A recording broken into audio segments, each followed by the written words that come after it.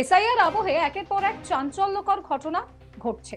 Voter তালিকা কিংবা তালিকার নাম থাকা বা না থাকা সংক্রান্ত নানান ধরনের ঘটনাও সামনে আসছে।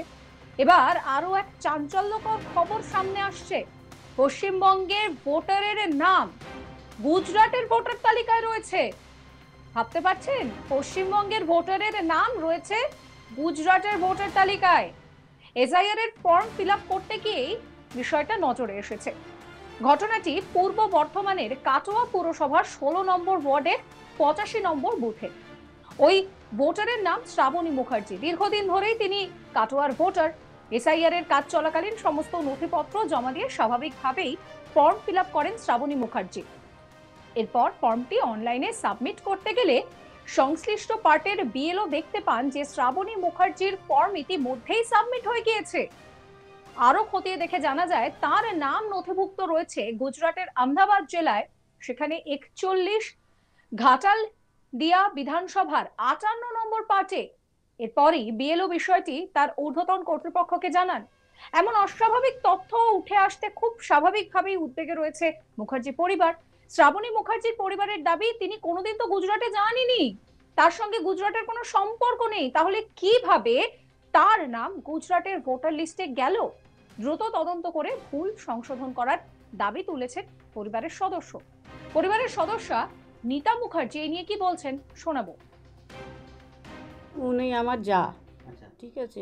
উনি তো দীর্ঘদিন ধরে এখানকার বাসিন্দা, যেহেতু ও 2000 সালে এখানকারই ভোটার। 2002 সালে এখানে ভোট দিয়েছেন। তো অথচ ওর নামটা নাকি গুজরাটে চলে গেছেন। যাতে ওটা ব্যবস্থা করে দিতে পারেন তাহলে খুব কৃতজ্ঞ হব। পিওলো এসেছিলেন, উনি আমাদেরকে খবর দিলেন যে এরকম হয়ে গেছে। তো ওনার নাম আর একজনের নাম, তবে ওর টাইটেলটা ভুল, কিন্তু ওর নামটা একটাই হয়। উনি এখানকারই ভোটার ছিলেন, এখানেই ভোটার। উনি বিএলও বলছেন যে ওর নামটা চলে গেছে গুজরাটে। তা এটা যাতে আমাদের ব্যবস্থা হয় তাড়াতাড়ি, তাড়াতাড়ি। বাসিন্দা ওদের পশ্চিমবাংলার, হ্যাঁ, তাহলে ওখানে যায় কি করে গুজরাটে? এই মুখার্জি পরিবারের সদস্য সুমন মুখার্জি নিয়ে কি বলছেন শোনাবো। বিষয়টা একটা টেকনিক্যাল ফল্ট আমাদের যেটা মনে হয়েছে। শ্রাবণী মুখার্জি 95 সাল থেকে ভোটার, 2002-এর অনেক আগে থেকে এখনও এই বুথই দেয় এবং একদম গৃহবধূ। উনি গুজরাটের সঙ্গে ওনার কোনো সম্পর্কই নেই। তো উনি ফর্ম জমা করেছিলেন, আমরা ডিএলআর অফিসার এসেছিল এখানে। তো ওনার নাম শ্রাবণী মুখার্জি, আর গুজরাটের একজন আছে তার নাম হচ্ছে শ্রাবণী। তো দুজনের নাম একসাথে হয়ে গেছে, ওখানে অলরেডি অ্যাডমিট করা আছে। তো যাতে এখানে হয়ে যায়, উনি 2002 সালের ভোটার। তো যাতে দীর্ঘদিনের বাসিন্দা, যাতে ওই নামটা চেঞ্জ করে যেতে এখানে করা যায়, সেটা হলে সবথেকে কৃতজ্ঞ হব। হ্যাঁ, 2002 সাল থেকে এখান থেকেই ভোট দিয়েছি। ওখানেও অ্যাড করা আছে গুজরাটে। তাহলে এখনো তো এইখানে তো তাহলে ওনার নাম এখনো অ্যাড হয়নি না। বিএলও যখন অনলাইন ফর্ম ফিল আপ করছে তখন অলরেডি সাবমিট করা আছে শ্রাবণী। টাইটেলটা আলাদা, কিন্তু নাম এপিং নাম্বারটা এক হয়ে গিয়েছে। Already voter. না, কোনো সম্পর্ক নেই। নির্বাচন কমিশনে এই নামটা যাতে তাড়াতাড়ি রিটার্ন করে তাহলে খুবই ভালো হয়, কৃতজ্ঞ। কারণ উনি এখানকারই ভোটার আর এখানের বাসিন্দা। প্রচুর আতঙ্ক লাগছে, কারণ এখন যা দিনকাল পড়েছে এই নিয়ে আতঙ্ক একদম। শুধু শ্রাবণী বাদ দিয়ে। এটা কত নম্বর বুথ আমাদের? এইটা বুথ হচ্ছে 85 নম্বর বুথ। এখন 85, তখন ছিল 29 পার্ট। হ্যাঁ, 29 পার্ট। হ্যাঁ, কাটোয়া বিধানসভা, রাইট। ঠিক আছে। উনি কর্মসূত্রে এখন নবদ্বীপে আছে। তো ওখানেই থাকেন নাকি? হ্যাঁ, বাসিন্দা এখানকার, কিন্তু সপ্তাহে সপ্তাহে আসা যাওয়া করে। কর্মসূত্রে ওখানে আছে, কাজ করছে। পরিবারে কে কে রয়েছে? এক ছেলে এক মেয়ে, তারা এখানে থাকে। এই বিষয়ে বিএলও শান্তনু মুখার্জি কি বলছেন শোনাবো। বিষয়টা একটা টেকনিক্যাল ফল্ট আমাদের যেটা মনে হয়েছে। শ্রাবণী মুখার্জি 95 সাল থেকে ভোটার, 2002-এর অনেক আগে থেকে এখনও এই বুথই দেয় এবং একদম গৃহবধূ। উনি গুজরাটের সঙ্গে ওনার কোনো সম্পর্কই নেই। তো উনি ফর্ম জমা করেছিলেন, আমরা ডিজিটাইজ করতে গিয়ে দেখলাম যে ফর্মটা ব্রিজেশ গান্ধী বলে গুজরাটের একজন 41 অ্যাসেম্বলি কনস্টিটিউশন হবে 21 গোটা কি উনি করেছেন, আপলোড করে রেখেছেন। তো আমরা আপলোড করতে পারলাম না। এবং এটা সঙ্গে সঙ্গেই আমরা অফিসিয়ালি জানিয়েছি, আমি সুপারভাইজারকে জানিয়েছি, এইআরও স্যারকে জানিয়েছি, উনি গুগল শিট করতে বলেছেন, গুগল শিট করে দিয়েছি। ওনার বাড়ি থেকেও আমাকে ইয়ে করেছিলেন, তো দেখেছেন। এখন তো সবাই মানুষ খুব তৎপর যে নামটা এরকম আমার হয়নি কেন, ফর্ম এখনও দেখাচ্ছে না, বাড়ির আর সব দেখাচ্ছে।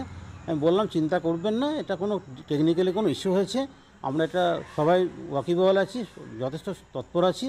হ্যাঁ, গুজরাটের নামটা একটু টাইটেল আলাদা, এটা মুখার্জি কি কোয়াল শ্যাম, ওটা আমি আমার নিজস্ব ইন্টারেস্টে দেখলাম যে ওই যে এপিকটা দেখাচ্ছে এই এপিকটাও আলাদা, ওনার WB40-280-78361 এরকম, আর গুজরাটের UVH এরকম নাম্বার, দুটো এপিকের পুরো কন্টেন্ট আলাদা এবং ওদের ইয়েও আলাদা। হ্যাঁ, এটা নিয়ে সেই রকম কিছু ভয়ের কিছু নেই, এটা ঠিক হয়ে যাবে। যার সাথে নাম ম্যাচ করছে ওনার নামও কি শ্রাবণী নিজে? হ্যাঁ, ওনার নামটা এক, কিন্তু টাইটেল এনার মুখার্জি, ওনার কোয়াল। হ্যাঁ, এবং গুজরাটের সঙ্গে এনার কোনো সম্পর্ক নেই, কিন্তু যে কোনোভাবে নামটা কোনো একটা টেকনিক্যাল ফল্ট হয়ে গেছে। সমাধান বলতে আমরা এটাকে দেখছি, হ্যাঁ, যদি ওনাকে কন্ট্যাক্ট করে যদি উনি এটা খুলে দেন যে ভুলবশত উনি করে ফেলেছেন, আর যদি দেখা তৃণমূল নেতা তথা কাটোয়া পুরসভার পুরপ্রধান কমলাকান্ত চক্রবর্তী অভিযোগ করছেন যে আমাদের দল প্রথম থেকেই বলে এসেছে এত দ্রুততার সঙ্গে এসআইআর এর কাজ করা সম্ভব নয়, তাড়াহুড়ো করে করতে গিয়ে ভোটারদের এই ভোগান্তি হচ্ছে, এই ধরনের ভুল তো তারই ফল। শোনাবো তার কথা। এটা তো খুবই স্পর্শকাতর একটা বিষয়। আমরা তো তৃণমূল কংগ্রেসের পক্ষ থেকে মমতা ব্যানার্জি, অভিষেক ব্যানার্জি সবসময় বলেছেন যে এই প্রসিডিওরটা এত শর্ট টার্মের মধ্যে না করা, এই অল্প সময়ের মধ্যে তাড়াহুড়ো করার জন্য এরকম কিছু ঘটনা ঘটছে। এবং যার নাম এনুমারেশন ফর্ম ফিল আপ করার পরে যখন বিএলও সাবমিট করতে গেছে, তার নাম যদি দেখা যায় যে গুজরাটে কোনো জায়গায় সাবমিট হয়ে গেছে, তাহলে তো একটা চিন্তার বিষয়, আদৌ তার নতুন করে এনুমারেশন ফর্ম ফিল আপ হবে কি না। আমি নির্বাচন কমিশনের যারা আধিকারিক আছে তাদের দৃষ্টি আকর্ষণ করছি বিষয়টা একটু গুরুত্ব সহকারে দেখতে। এবং এই ঘটনায় মোহাম্মদ সেলিম বলছেন যে এইভাবে একাধিক এন্ট্রি করে তৃণমূল বিজেপি এই ধরনের একটা কাজ করছে যাতে ভোটে গড়মিল করা যায়। কি বলছেন তিনি, শোনাবো। একই কনস্টিটিউন্সির মধ্যে আছে, একাধিক কনস্টিটিউন্সির মধ্যে আছে, বিজেপি খুব সংগঠিতভাবে এক রাজ্যের ভোটার অন্য রাজ্যের ভোটার, এই যে যারা দিল্লিতে ভোট দিল দেখা যাচ্ছে তারা বিহারে ভোট দিল, যারা বিহারে ভোট দিল দেখা যাচ্ছে তারা আবার পশ্চিমবঙ্গে ভোট দেওয়ার জন্য নাম তুলবে। এটাই তো ইসিআইকে আমরা আপত্তি করছি।